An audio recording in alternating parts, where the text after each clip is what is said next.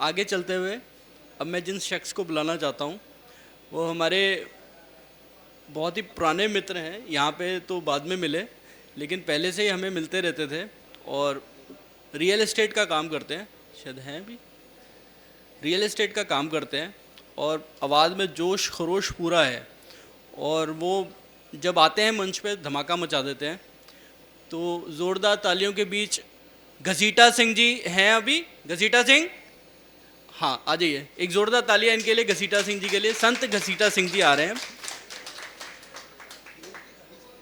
हाँ, सर्वप्रथम मैं हम सबके आदरणीय सम्माननीय और हम सबके मार्गदर्शक श्री गोविंद जी के चरणों में नमन करता हूं और इस संगोष्ठी के संयोजक श्री अशोक गुप्ता जी का अभिनंदन करता हूं और इस गोष्ठी को संपूर्ण, महत्वपूर्ण और सफल बनाने के लिए आप सबकी उपस्थिति को नमन करता हूं।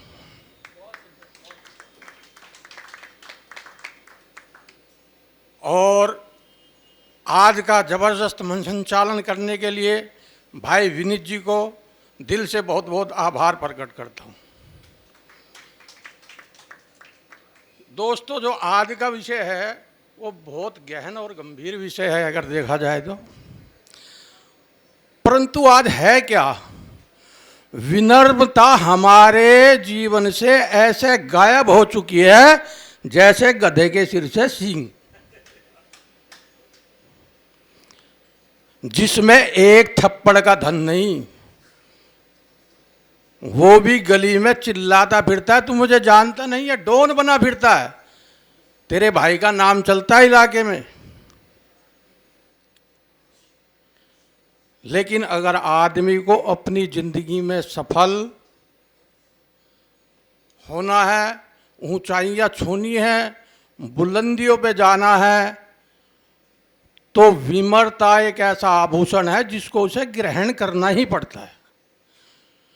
बिना विनम्रता ग्रहण किए और बिना व्यवहार कुशल हुए आज तक कोई भी व्यक्ति सफलता की ऊंचाइयों पे नहीं पहुंच सका है। अगर हमें जीवन को सफल बनाना है तो जीवन में विनम्र तो बनना ही पड़ेगा, व्यवहार कुशल तो बनना ही पड़ेगा, सदाचार तो सीखना ही पड़ेगा, अपने करैक्टर का ध्यान तो रखना ही पड़ेगा, सत्य और मीठी वाणी तो बोलनी पड़ेगी, चेहरे पे मुस्कान तो रखनी पड़ेगी, तभी हम जीवन में कामयाब हो सकते हैं। लेकिन विनम्रता का मतलब ये नहीं कि कुछ आदमी ना उसको सोच लेते हैं ये तो हमारे सामने झुकता है। झुकने का मतलब ये नहीं कि वो तुमसे कमजोर है, अरे उसका जो व्यक्तित्व है वो तुमसे कहीं ज्यादा ऊंचा है, तभी वो झुकता है। कठोर आदमी को तुमने कभी झुकते देखा है? और टूटते वही है जो कठोर होते हैं हमेशा। विनम्र आदमी का तो मुसीबतें भी कुछ नहीं बिगाड़ सकती, वो इतना सहनशील होता है। एक बार नदी को अपने ऊपर घमंड हो गया, उसने समुद्र से बोली तुम्हें बताओ क्या चाहिए, मैं वो ला के दे सकती हूँ। पहाड़, मकान, इंसान, आदमी, पशु, पक्षी, जो आपको चाहिए मैं ला के दे दूंगी। समुद्र ने सोचा भाई इसको तो घमंड हो गया है। वो बोला नदी से मुझे कुछ नहीं चाहिए, मुझे थोड़ी सी ना घास ला के दे दो तुम। बोली बस इतनी सी बात है, थोड़ी सी घास ला के दे दूं? बोली अभी लाई। ओ नदी ने जो था अपना सुनामी रूप धारण कर लिया, जैसा कभी केदारनाथ में हुआ था। ओ पहाड़, पेड़ पौधे, मकान सब कुछ बहाती हुई ले जा रही है समुद्र में। लेकिन जो नदी के किनारे घास खड़ी थी, जैसे ही नदी का बहाव आता था तो घास जो थी वो झुक जाती थी। उसने एक बार जोर लगाया, दो बार जोर लगाया, तीन बार जोर लगाया, लेकिन वो घास को उखाड़ नहीं सकी, घास का कुछ नहीं बिगाड़ सकी। तो जाके समुद्र से हाथ जोड़ के बोली मैं सब कुछ ला सकती हूं लेकिन घास को नहीं ला सकी। समुद्र बोला क्योंकि सब में अक्कड़पन था, घास में विनम्रता थी। विनम्रता का जिसके व्यक्ति के अंदर होती है उसका मुसीबत संकट कुछ नहीं बिगाड़ सकता, वो सहनशील होता है, क्योंकि समय तो आना जाना है ना। तो विनम्रता जीवन में बहुत जरूरी है। सदाचार, व्यवहार, व्यवहारी कौन होता है? व्यवहारी व्यक्तित्व जो है वो दयालु, विनम्र, निस्वार्थ, परोपकारी, सत्यवादी, जिसमें ये गुण हो ना वही व्यक्ति व्यवहार कुशल होता है। और व्यवहार कुशल व्यक्ति जो है वो हमारे मतलब व्यवहारता जो है हमारे जीवन को निखारने का काम करती है। देखो आप ना एक फार्मूला बताता हूं आपको, अपना के देखना। 40 दिन बाद आपको मतलब सोचना पड़ेगा, आपके पास कुछ होगा ही नहीं लिखने को। रोज आना अपना जाके सुबह उठते ही एक कॉपी और पेन लेना और उसमें लिखना रोजाना, मैं अपना एक दुष्कर्म छोड़ूंगा और एक सत्कर्म अपनाऊंगा। पहले दिन आपने लिखा मैं झूठ नहीं बोलूंगा और मैं दूसरों की सहायता करूंगा। भाई साहब 20 दिन के बाद में ना आपको शब्द ढूंढने पड़ जाएंगे। तो व्यवहार सदाचार ये प्रैक्टिस से आता है, जैसे जैसे करोगे तो आएगा। विनम्रता तो बहुत जरूरी है इस जीवन में। एक रामायण का प्रसंग है कि हनुमान जी जो थे ना वो बहुत शक्तिशाली थे। आखिर पवन 5 तत्वों में से एक पवन के बेटे थे, लेकिन उनकी पूजा क्यों होती है? क्योंकि वो विनम्र बहुत थे। शक्तिशाली के साथ साथ विनम्रता बहुत थी उनके अंदर। एक बार जब लक्ष्मण जी मूर्छित हो गए तो राम के जीवन पे संकट आया। तो भगवान ने सोचा, भगवान सबके संकट दूर करते हैं, बोला यार मेरे पे संकट आया तो मेरा संकट कौन को दूर करेगा? तो उन्होंने हनुमान जी को पुकारा। बोले हनुमान जी तुम जाओ और संजीवनी बूटी लेके आओ और तुम ही इसके प्राणों की रक्षा कर सकते हो। तो हनुमान जी जैसे ही आकाश में गए तो उनकी जो मुलाकात थी वो सूर्य देव से हुई, क्योंकि आकाश में तो सूर्य रहता ही है, दिन कभी छिपता नहीं है। हमारी जो माँ पृथ्वी है ये हमें गोद में लेकर हमारे पिता सूर्य की तरफ से पीठ फेर लेती है। तो हम माँ को तो दोष दे नहीं सकते, पिता को कहते हैं कि सूर्य डूब गया। सूर्य आकाश में तो रहता है, अगर इधर धूप उसकी किरणें नहीं है तो दूसरी साइड जा रही होंगी कहीं। तो अगर वे किरणें जहाँ लक्ष्मण मूर्छित पड़ा था उस साइड में होती तो भगवान राम के जीवन में अंधकार छा जाता, उसका भुजा जैसा भाई जो है वो इस पृथ्वी पर नहीं रहता। तो जैसे ही उसकी मुलाकात सूर्य देव से हुई तो देखो कितनी विमरता से सूर्य देव से बोले कि हे सूर्य देव, हे सूर्य देव, मैं तो चलो जो भी था, कि हे सूर्य देव मैं जो है तुम्हारे कुल की रक्षा के लिए जा रहा हूं, क्योंकि तुम भी सूर्य देव हो और भगवान राम भी सूर्यवंशी हैं और उनके छोटे भाई पे संकट है। तो मैं तुम्हारा काम करने जा रहा हूं, तुम्हारे ही खानदान का काम करने जा रहा हूं।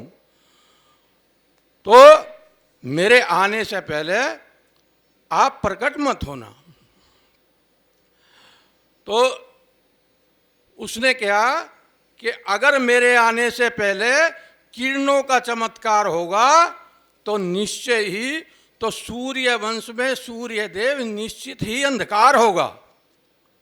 मतलब देखो कितने अच्छे तरीके से कह रहे हैं कि जब तक छुपे रहना भगवन, जब तक ना जड़ी पहुंचा दूं मैं, और तब प्रकट होना भगवन, जब संकट निशा मिटा दूं मैं।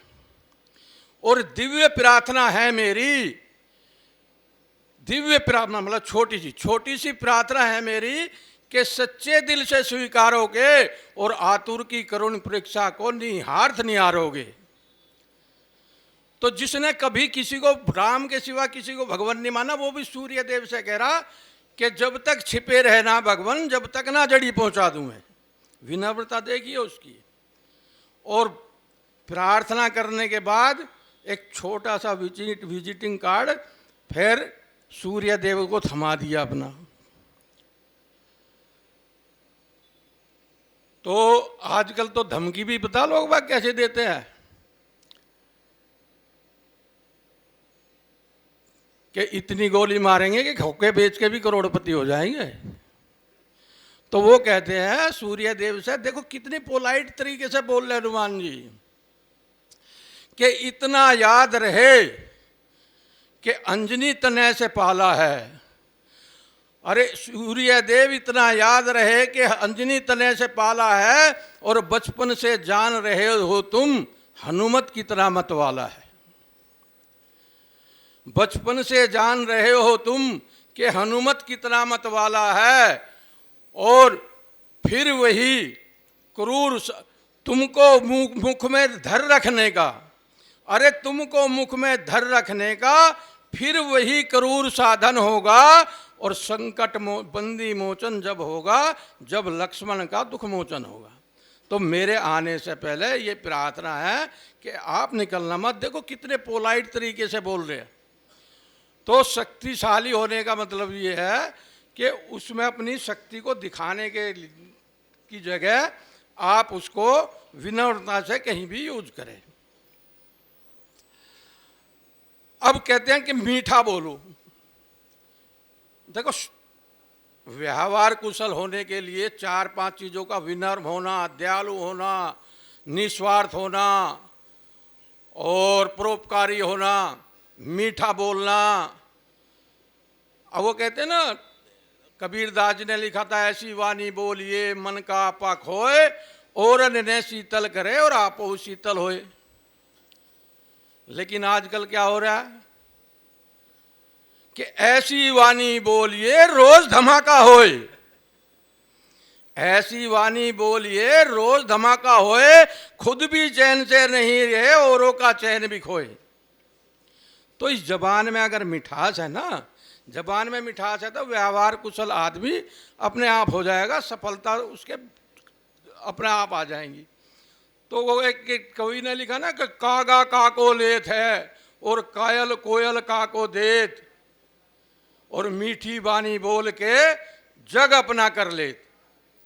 तो मीठे शब्दों से तो इस जग को भी अपना किया जा सकता है। वो कहते हैं ना कि अगर एक क्रूर आदमी को दोनों हाथों में AK-47 दे के और कह चला जितनी चला सकता है, बता कितने आदमियों को उड़ा सकता है, तो वो 100, 200, 400, 500 आदमियों से ज्यादा किसी को नहीं मार सकता। लेकिन एक सज्जन पुरुष अपने दोनों हाथ जोड़कर करोड़ों लोगों को अपना बना सकता है। तो विनम्रता में इतना बड़ा गुण है। और देखो कागे कोयल की बात कर रहा था मैं। कागे और कोयल में ना दोनों का रंग तो काला है, लेकिन इनमें एक बहुत बड़ा अंतर है। कागे को, कौवे को हमारे अतिथि के आगमन की 8 पहले ही लग जाती है। जब हम छोटे छोटे से गांव में रहते थे ना, यहाँ तो खैर फ्लैटों में रहते हैं सब, तो कागा जब कौआ आके मुंडेरे पे बोलता था, कह रहे थे कोई अतिथि मेहमान आने वाला है। तो वो मेहमान अपने अंतःकरण से जो था उसको, अतिथि के आहट को महसूस कर लेता है। लेकिन कोयल जो मीठा गाती है ना, कोयल कभी भी खुशी में मीठा नहीं गाती है। कोयल जब भी बोलती है ना, वो विरह के गीत गाती है। लेकिन उसको विरह में भी मीठा बोलना आता है। वो अपने उस टाइम अपने बच्चों को ढूंढ रही होती है, अपने प्रियतम को ढूंढ रही होती है, वो बिछड़ गई होती है अपने परिवार से, तब वो चिल्ला बोलती है, तो हमें लगता है वो मीठे गीत गा रही है। तो कोयल को विरह में भी मीठा बोलना आता है और कौवे को संयोग में भी मीठा बोलना नहीं आता। तो अगर हम अपने जीवन में मीठा बोलना अपना लें, अपनी जबान को मीठी कर लें, तो सही सारा जग हमारा हो जाएगा। एक बार किसी चेले ने गुरु से पूछा, गुरु जी हमारे शरीर में जो है सबसे मूल्यवान अंग कौन सा है? गुरु जी बोले, भाई तुम्हारे शरीर का सबसे मूल्यवान अंग है जीभ। फिर अगले दिन बोला, गुरु जी हमारे शरीर का जो सबसे खराब अंग है वो कौन सा है? बोला, भाई तुम्हारे शरीर का जो सबसे खराब अंग है वो भी जीभ ही है। बोला, गुरुजी कल तो तुम कह रहे थे तुम्हारे शरीर का सबसे मूल्यवान अंग भी जीभ है, और आज कह रहे सबसे बुरा अंग भी जीभ है। बोला, भाई ये जो जीभ है ना, इससे तुम जग को अपना भी कर लोगे और जो अपनों को पराया भी कर लोगे, क्योंकि दूसरों को मित्र बनाना कठिन है, लेकिन अपनों को अपने बनाए रखना बहुत मुश्किल है। उसके लिए त्याग करना पड़ता है। तो मीठी वाणी जो है, मीठी वाणी, विनम्र व्यवहार, उदारता, सहनशीलता, देखो किसी ने लिखा है, और चरित्रवान होना भी व्यवहार कुशलता का ही एक अंग है। बगैर चरित्रवान के आदमी कभी सफल भी नहीं हो सकता, चाहे उसमें कितने भी गुण हो। एक किसी महान व्यक्ति ने लिखा था कि health is lost, wealth is lost, nothing is lost.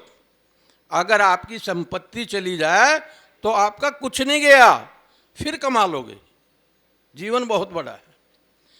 फिर उसने दूसरा वाक्य लिखा था, health is lost, something is lost, कि अगर आपका स्वास्थ्य चला गया तो कुछ चला गया, उसको दोबारा ठीक करने में काफी टाइम लगेगा। लेकिन character is lost, everything is lost. अगर इंसान का करेक्टर ही चला जाए तो उसका सब कुछ चला जाता है, वो समाज में जीने लायक नहीं रहता।